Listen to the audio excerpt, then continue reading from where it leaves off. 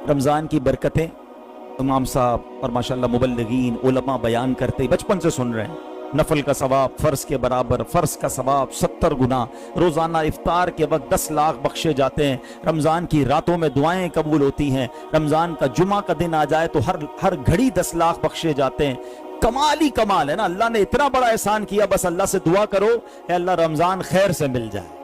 हाँ, रमज़ान से पहले भी तो जा सकते हैं ना दुनिया से। बड़ी प्यारी दुआ इसीलिए बार बार हम कर रहे हैं कि अल्लाहुम्मा बल्लिगना रमज़ान बिस्सिहति व आफिया। अल्लाह रमज़ान से मिला दे और ऐसा मिलाइयो मालिक के सेहत भी हो, आफियत भी हो, पूरे रोजे रख सकें, पूरी तरावी पढ़ सकें। लॉटरी निकलने वाली है हमारी, इंशाअल्लाह रहमतों के दरवाजे खुल जाएंगे। सबसे बड़ा दुश्मन शैतान, उसी को बंद कर दिया जाएगा। मगर जो मैं जिस पॉइंट की तरफ लाना चाह रहा हूं, ब्लेसिंग्स ऑफ रमजान, बरकते रमजान की मैं सारी रात बयान करूं तो बयान खत्म नहीं होगा। मगर एक चीज भूल जाते हैं हम, जिसको फोकस करना बड़ा जरूरी है। पहले कि अल्लाह की रहमत का और उसकी कुदरत का कानून समझ लो। जब भी किसी दिन यानी वक्त, कोई भी वक्त मुकद्दस होगा या मकाम मुकद्दस होगा, उस वक्त या उस मकाम में अगर कोई अल्लाह की नाफरमानी की जाएगी ना, गुनाह किया जाएगा, उसकी पनिशमेंट भी ज्यादा होगी। अब इसको आसान लफ्जों में समझाता हूं। हम अगर अभी कपड़ा मार्केट में होते हैं और अल्लाह ना करे हम में से कोई भाई गुनाह करे, बिल्कुल गुनाह है, मगर वही गुनाह मस्जिद में आकर करे, ज्यादा बड़ा हो जाएगा ना। यार अल्लाह के घर में आके क्या कर रहे हो यार, इधर झूठ बोल रहे हो, इधर मादल्ला गाने बाजे, इधर फिल्में ड्रामे, लोग मारना शुरू कर देंगे। अल्लाह के घर में आके कर रहे हो, क्यों? बाहर भी तो कर रहा था भाई, बाहर अलग चीज थी, मस्जिद में आ गया भाई, तौबा कर। सही है ना, मकाम बदला, सिवियरिटी बढ़ गई, पनिशमेंट और अजाब बढ़ गया। मुकद्दस मकाम में नहीं हो सकता ये। मक्के में जाकर कोई गुनाह करे, एक नेकी 1 लाख नेकी के बराबर, एक गुनाह 1 लाख गुनाह के बराबर। क्यों भाई? उसका मकाम ही ऐसा। यानी तुम मक्के इबादत करने दुनिया आती है और तुम उधर आके गुनाह कर रहे हो हुदूद हरम में। बात समझ आ रही है? मुफ्ती अहमद यार खान नईमी फरमाते हैं, जुम्मे के दिन मकाम इतना बड़ा है जुम्मे का, एक नेकी 70 नेकियों के बराबर, मगर जुम्मे के दिन एक गुनाह भी 70 गुनाह के बराबर। लोग इसको भूल जाते हैं। यानी किसी भी सूरत पे जुम्मा के दिन आए तो मुझे गुनाह नहीं करना चाहिए यार, 70 मल्टीप्लाई हो जाएगा भाई। अब आओ रमजान। रमजान में मेरी बख्शिश का सामान कैसा किया मेरे मौला ने? सबसे पहले तो शैतान ही बंद हो गया जो बहकाता है। अब अजर बढ़ा दिया, सवाब बढ़ा दिया। रोजादार सो रहा है फिर भी उसकी नेकियां चल रही हैं। बारे न्यारे हो गए ना, लॉटरी, इबादत करो मल्टीप्लाई हो रही है। अब रमजान में कोई गुनाह करे, तरावी भी पढ़ लेते होंगे, तिलावत भी कर लेते, मगर गुनाह नहीं छोड़ रहे। इसको क्यों भूल रहे हो आप? यानी मुझे और आपको मेरा मानना यह है, ज्यादा तवज्जो इस बात पर देनी है कि गुनाह ना हो। नेकियां तो फिर भी हो जाती हैं यार, रोजा रख कौन छोड़ता है माशाल्लाह हम में से। वो बदनसीब है जो रोजे नहीं रखते, लेकिन गुनाह भी नहीं छूटते। एक बार मौला अली शेर खुदा ने एक कब्र वाले को देखा, अल्लाह के वली थे, कब्र में नजर पड़ती थी, आपने देखा अजाब हो रहा है, अल्लाह से अर्ज किया मौला इसको बख्श दे। फरमाया ए अली इसकी सिफारिश न करें। तो मौला क्या वजह है? फरमाया ए अली ये बंदा दिन में रोजे रखता था, रात गुनाहों से बाज नहीं आता था। मुझे बताओ जो दिन में रोजे रखे रात गुनाह से न बचे, मौला अली सिफारिश करें तो रोक दिया जाए। वो अलग बात है कि अल्लाह पाक की बारगाह में आपने बहुत गिरिया बाजारी की, अल्लाह ने उसकी बख्शिश कर दी, मगर उसका क्या होगा जो रोजे ही नहीं रखता? उसका क्या होगा जो रोजे रखकर झूठ भी बोल रहा है? असल में एक बात समझनी होगी, अगर आप गौर से मेरी बात समझे ना जो मैं समझाना चाह रहा हूं।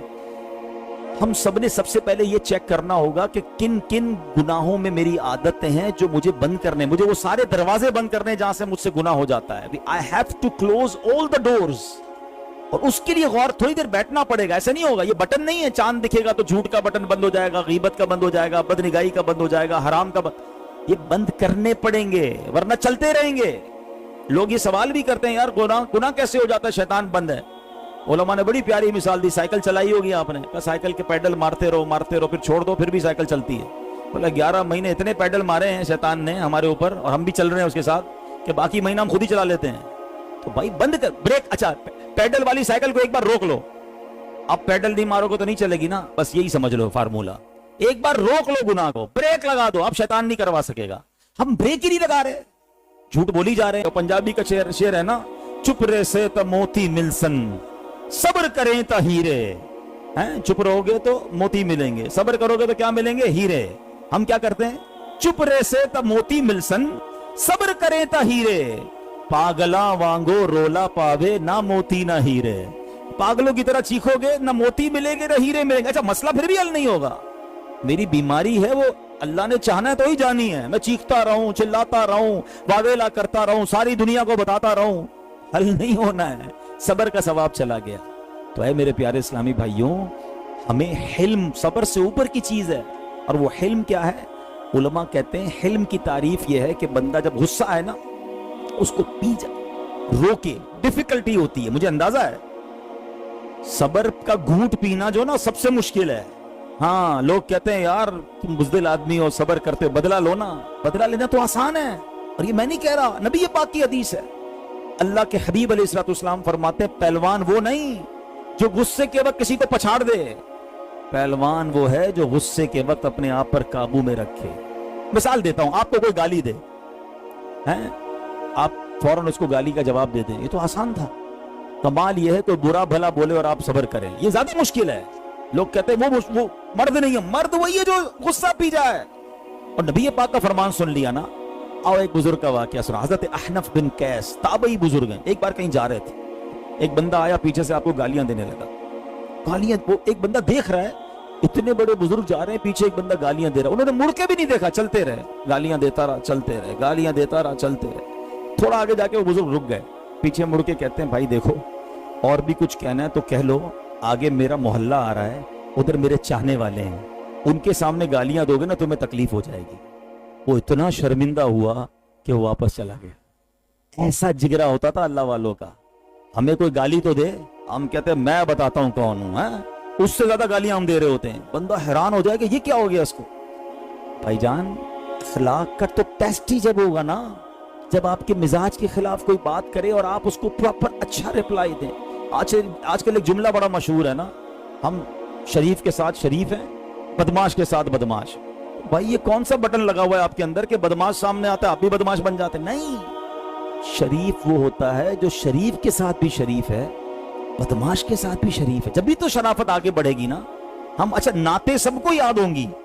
سلام اس پر کہ جس نے گالیاں سن کر دعائیں دی, سلام اس پر کہ جس نے خون کے پیاسوں کو قبائیں دی.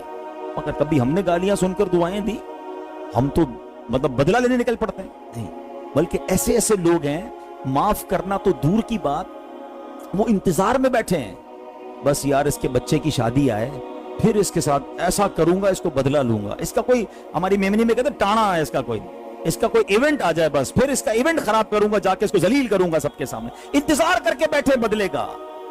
اور اللہ سے کیا دعا مانگتے ہیں؟ ابھی آئے گی نا رمضان, سب دعا کریں گے اللہم انکا عفو کریم تحب العفو فاعف عنی. اے اللہ تو معاف کرنے والا ہے, معافی کو پسند کرتا ہے, مجھے بھی معاف کر دے. بڑی پیاری دعا ہے. مگر اپنے دل سے پوچھو, اللہ سے کہہ رہے ہو اللہ مجھے معاف کر دے, سارے گناہ معاف کر دے, آپ نے بندوں کو معاف کر دیا ہے؟ نہیں میں تو نہیں چھوڑوں گا, میں تو انتظار میں بیٹھا ہوں. یہ کیسی معافی ہے یار؟ مزہ یہ ہے کہ میں بندوں کو معاف کروں اور پھر اللہ سے کہوں یا اللہ تو بھی معاف کر. تو اس رمضان میں معافی, درگزر, حلم اللہ کی سنت ہے. آپ کو پتا ہے اللہ کی سنت کیسے ہے؟ بڑی پیاری بات. پہلے تو قرآن کی آیت سن لو. اللہ کریم قرآن مجید میں کیا ارشاد فرماتا ہے؟ رب عز و جل فرماتا ہے وَرَبُّكَ الْغَفُورُ ذُو الرَّحْمَةِ لَوْ يُؤَاخِذُهُمْ بِمَا كَسَبُوا لَعَجَّلَ لَهُمُ الْعَذَابَ. آسان ترجمہ قرآن کنز العرفان, تمہارا رب بڑا بخشنے والا, رحمت والا ہے. اگر وہ لوگوں کو ان کے اعمال کی بنا پر پکڑ لیتا تو جلد ان پر عذاب دیتا.